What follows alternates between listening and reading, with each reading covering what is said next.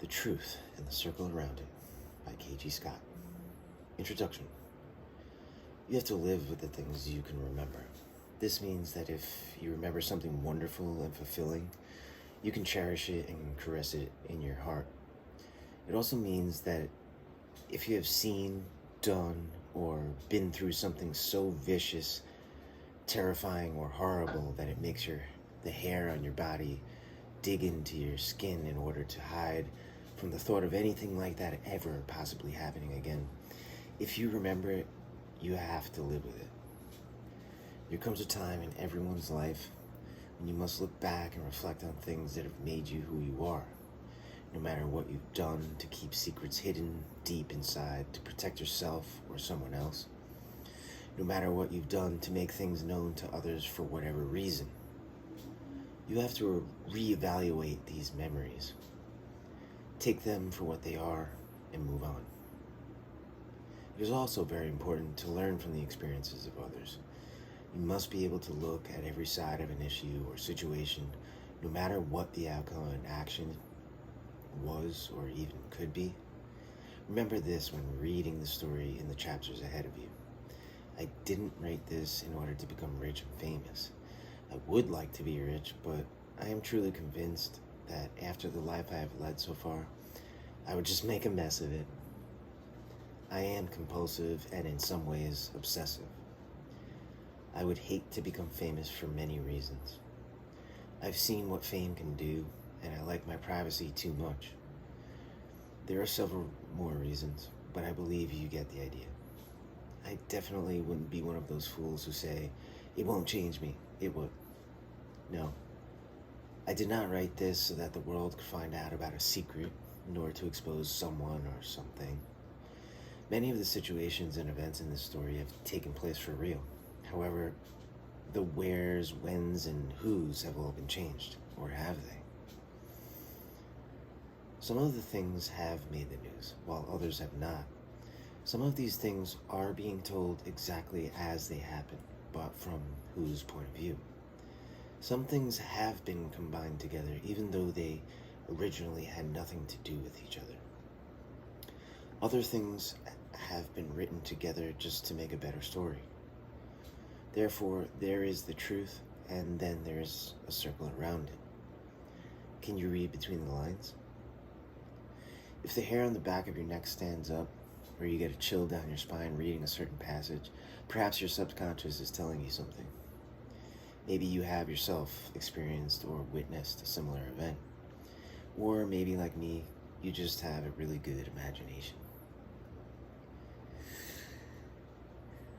It is said, and I believe, that everyone has a story to tell.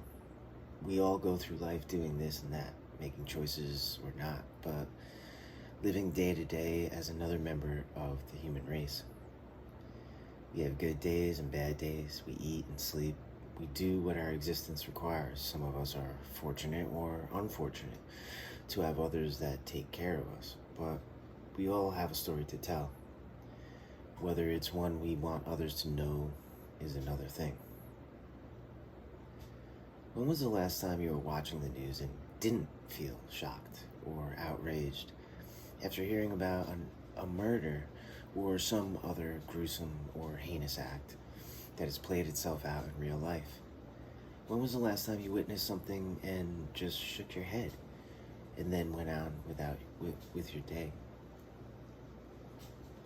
When was the last time you were watching a movie or a show on television in which one or many people were killed or terrorized and felt shocked? When was the last time you were watching a movie or a show on television in which one or more people were killed or terrorized and felt thrilled? Are you desensitized to the world around us? Are you hiding from it? Or are you somewhere in between? Are you waiting for the next moment to savor one of these events or acts? Depending on the answers you have just given yourself, is the answer to how you will react when you read passages from this story? No.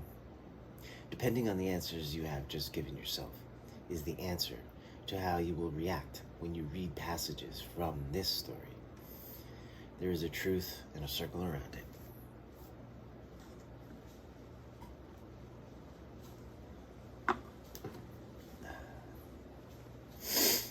Some people have good luck. Some people have bad luck. It seems I have an equal share of both. Today, the later came into effect. 0814, August 14th, 2002, Edmonton, Alberta, Canada. I was on my way out of the parking lot of the corner cafe I stop at when I have a craving for a good lumberjack's breakfast when the call came. 10:33 Alpha 71 to dispatch. 10:33. The voice boomed and crackled across the airwaves. 10:33 means emergency. You might as well have just said that. Shots being exchanged with suspects at last reported location. Officer down. You could hear the shots and the rounds striking the cruiser. I turned on my beacons and listened closely as a dispatcher repeated the location to us. She was fairly new on the job, and I could tell she was in terror. After a minute of her excitement, she was replaced by a more experienced voice, and by then I was zipping through traffic at 80 miles an hour with a siren blaring. I know the city like the back of my hand, so every turn was instinct. Well, luckily, I just didn't have that far to go. A chase had begun on Highway 16 just east of Edmonton. An RCMP cruiser had tried to pull over a speeding sport utility just before the Esso station on the hill by the turnoff to Ardrossan at the junction of 16 and 22. The V8-powered Explorer took off and was rapidly heading into the city, so the officers called for permission to continue into the city limits. As they got the yes, another car joined at the junction of 14 and 16, and as they crossed the line into the city limits, 2 Edmonton City police vehicles joined in. The suspect vehicle smashed through a roadblock and turned south onto 118th Avenue as they roared along the overpass that led to the main throughway by the Abbotsfield Mall. 2 more cruisers had parked sideways in each outside lane, leaving the middle one open, except they had laid out a spike belt. The Explorer tried to avoid the belt by hammering into the front fender of the cruiser to the left, hoping his bush guard would be enough to keep him going, but he caught the belt with his left rear tire anyway. He spun around and came to a halt when the vehicle slammed into the warning light standard on the Meridian. 2 more units had arrived on scene, and one had been sprayed with automatic gunfire before it could come to a safe stop. I was at the next car on the scene, but because of all the civilian vehicles that had come to abrupt stops, I was at least 100 yards away from the action. I was dressed for investigating crime scenes that day. Black steel-toed cross-trainers on my feet, blue jeans, my uniform issue kit belt, a dark blue windbreaker with big yellow letters front and back to cover my bulletproof vest, and an RCMP ball cap. Being special ops, I carry a few goodies. As I stepped out of my car, I pulled the trunk release and I went back to grab something with more hit than my issue 9mm. I'm not allowed to use my .357 Magnum anymore, but on some occasions I tell my boss to go ahead and charge me because I'm taking it. He wasn't around for me to bark at, and I figured I might need accuracy at distance, so I decided to go with the semi-automatic .308 rifle.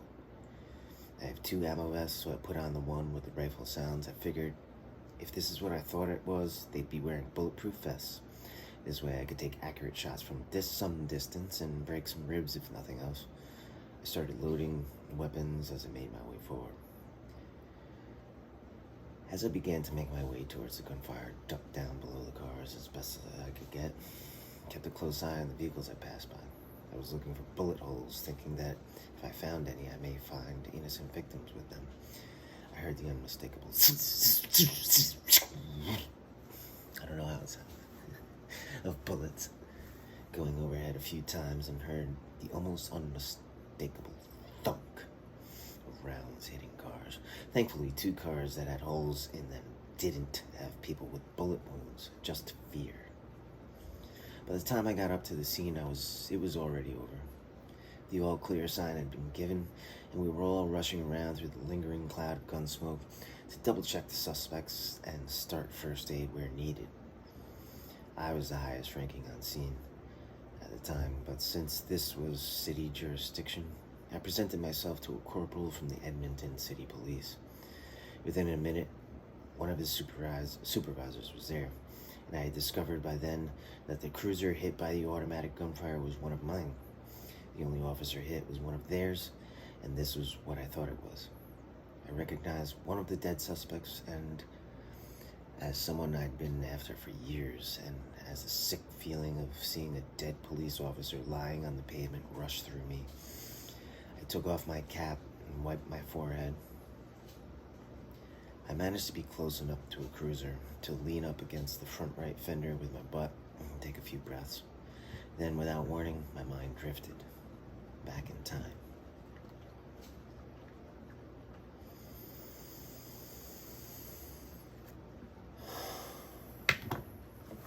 Next reading, Chapter 1.